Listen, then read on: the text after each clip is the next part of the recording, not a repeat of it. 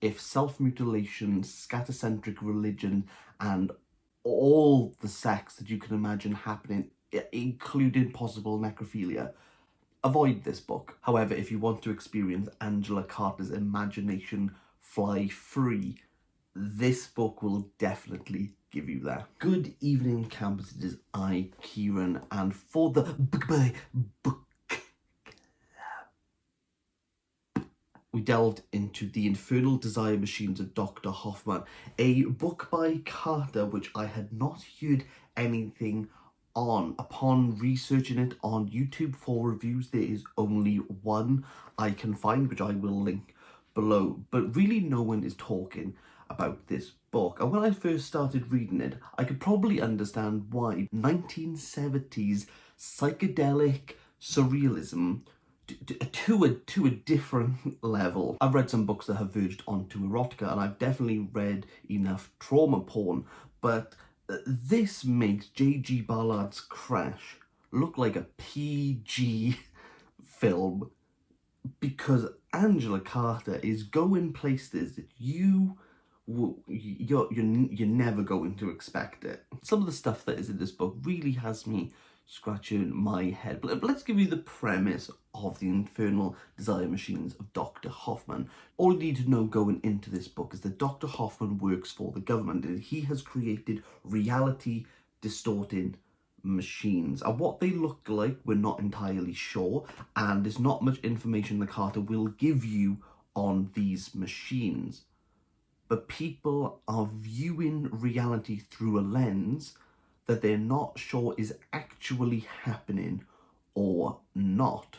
Within the government bureau, they send young, dry, pallid Desidero to investigate Dr. Hoffman and find out more. And the reason why he's chosen to go on this quest is because he's really good at doing crossword puzzles. Basically, he's a bit boring, but there's nothing boring that happens in this book. It's worth highlighting that Desidero actually gives the introduction to this novel, saying that he remembers everything perfectly. So he is the voice of reason within this absolute chaotic world, because Dr. Hoffman's machine is an agent against reason, against logic, against sanity. Onward, Desidero goes on his unsanitized adventure where he will meet circus acts, centaurs, and cannibals. A backstory very vague, but who is Dr. Hoffman? Clearly Angela Carter is drawing on from Albert Hoffman, the Swiss doctor who synthesized, ingested, and documented LSD. The psychedelic trip that you would have with LSD definitely fits in with what the book will unfold to us, but also Dr. Hoffman's daughter is Albertina. So Albert Hoffman would be the clear case. I like the real life Dr. Hoffman. Desidero is narrating and self-experiencing and documenting the reality that is being subjected to him. What he experiences, we experience at the same time, though varying levels of description are given to each. Where the description is really rich, and where you see Carter's vocabulary, how she's able to structure a sentence, and just what words she chooses is just, she's a lexicon monolith, no doubt about it.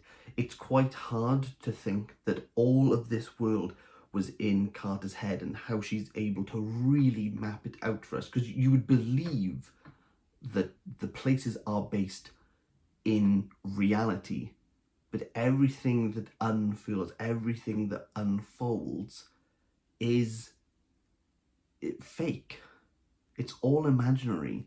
None of it exists. This really is a surrealist piece of art, completed to its fullness. Surrealism is coupled with abstraction, and where we see these abstractions really take place are at the beginning of the novel during a peep show, a very graphic, sexual, phallic peep show, where there are 7 exhibits that we as the reader get visual representations of what Desidero is seeing, and we have to understand how this fits into the structural narrative in order to process, analyze, and conceptualize what these images mean and what Angela Carter is trying to say in regards to sex is hard work. And though she may be slim, this book is dense. It is hard work to get through, and it's a positive thing because again it speaks to Angela Carter's use of language. There are similes, there are metaphors